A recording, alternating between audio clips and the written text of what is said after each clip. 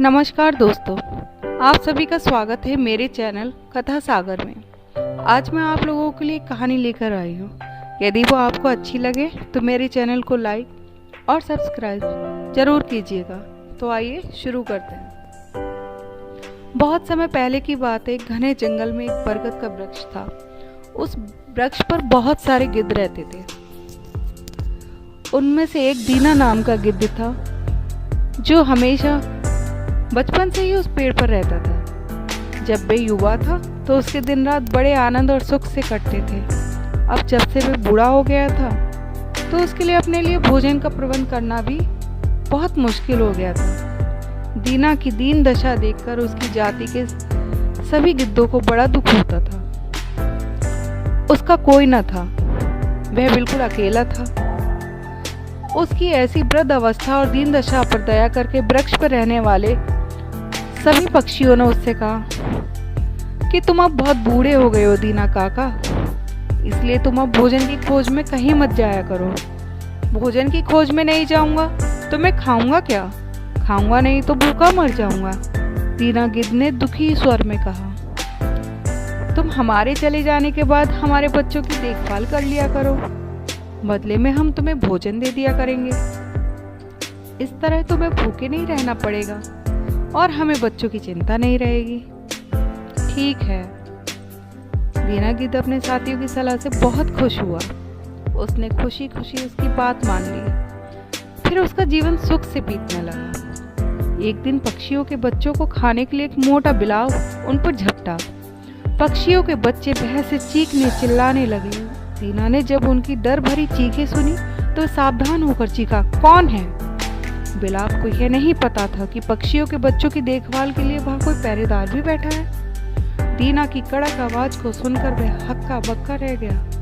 डर से कांपने लगा। उसकी चोरी पकड़ी गई है, अब पहरेदार उसे बहुत मारेगा। मगर थोड़ी ही देर बाद उसने अपने मन से डर को निकाल दिया और सोचने लगा, डरने से क्या फायदा, जो डरा सो मरा। पहले देख तो लूं है कौन, बाद में सोचूंगा कि क्या करना है। जैसा वक्त पड़ेगा वैसा ही काम करूंगा। ऐसा सोचकर वे बिलाव बोलने लगा, प्रणाम बाबा। गिद्ध ने उसे देखा और बोले, कौन हो तुम? बूढ़े होने के कारण उसे कुछ कम भी दिखाई देने लगा था। वह बोला, बाबा मैं चटोरा बिलाव हूँ। बिलाव का नाम सुनते ही दीना की बूढ़ी आंखों में जैसे रोशनी भर गई।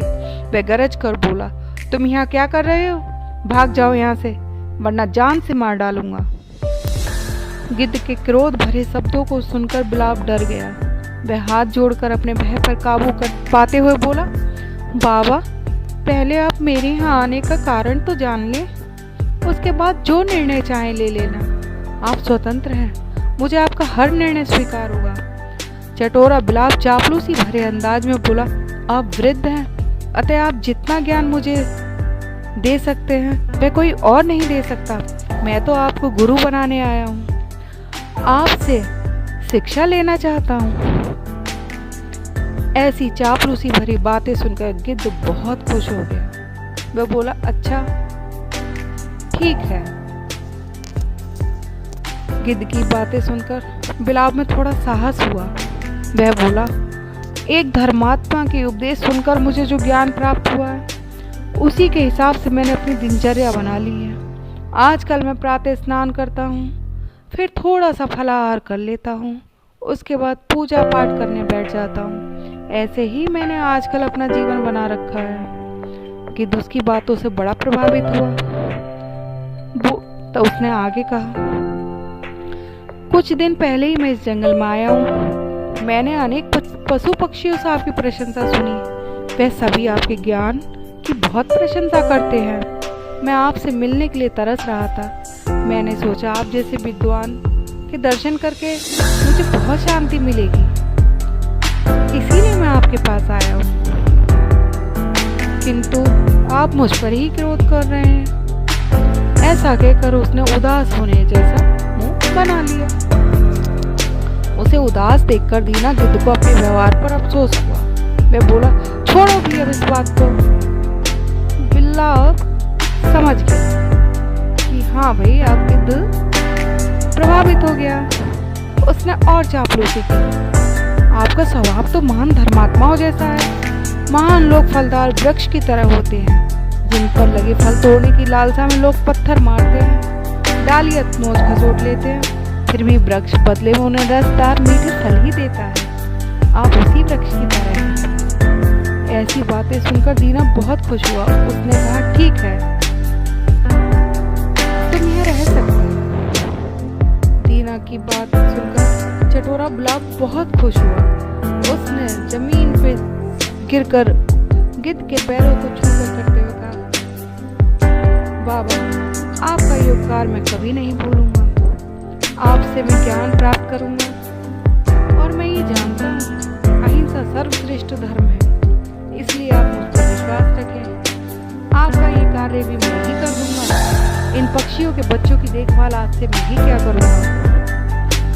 बिलाव की ऐसी चिकनी चुपड़ी बातों में आकर गिद्ध थोड़ा लापरवाह हो गया। उसने कहा, ठीक है, तुम बच्चों का ध्यान रखना। गिद्ध ने कहा, मैं थोड़ा आराम कर लूं। उसने कहा, हाँ बाबा, आपकी इतनी उम्र हो गई है, आपको समय भी नहीं मिल पाता हुआ। आप थोड़ा आराम कीजिए, तब तक मैं सब कुछ यहाँ पे ठीक से देखता रहूंगा। बिलाव ने बहुत ही शांति से कुछ दिनों तो पक्षियों के बच्चों की अच्छी देखभाल की। फिर धीरे धीरे करके वह एक एक पक्षी को खाने लगा। वृक्ष के सब पक्षी अपने बच्चों को न पाकर परेशान रहने लगे। उन्हें समझ में नहीं आ रहा था आखिर बच्चे जाते कहाँ हैं। उन्हें मालूम नहीं था कि वृक्ष के पास एक चटोरा बिलाव भी रहता है। एक दिन वृक्ष के सभी पक्षियों ने निश्चय किया कि वे अपने बच्चों के चोर को ढूंढेंगे। उनकी बात सुनकर बिल में बैठा बिलाव समझ गया कि अब उसका भेद खुलने वाला है, क्योंकि उसके बिल में पक्षियों के पंख व हड्डियां पड़ी हुई थी। जब पक्षी खोज करते तो उनकी नजर उसके बिल में पड़ जाती और फिर वे गिद्धों के हाथों से उसका बचना नामुमकिन था। ऐसा देखकर अपनी मृत्यु को करीब जानकर वे बिल्ला वहां से भाग गया। पक्षी जब बच्चों को ढूंढते बिलाव के बिल में पहुंचे तो उन्होंने अपने बच्चों के पंख और हड्डियों का ढेर देखा तो उन्होंने सोचा ये काम अवश्य ही दीना गिद्ध का है, क्योंकि उनके जाने के बाद बच्चों के पास वही तो रहता है। उन्हें क्या मालूम था कि बिल में बिलाव रहता था। बस फिर क्या था, सारे पक्षी गुस्से में भरकर बूढ़े दीना गिद्ध पर झपट पड़े और उसे मार डाला। दीना गिद्ध अपने दुश्मन बिलाव की बातों में आकर अपनी जान गंवा बैठा। तो देखा आपने, निर्दोष गिद्ध कैसे उस बिलाव की बातों में आकर अपनी जान से हाथ धो बैठा। इस कहानी से हमें शिक्षा मिलती है, हमें कभी भी किसी दुष्ट की बातों पर विश्वास नहीं करना चाहिए। धन्यवाद।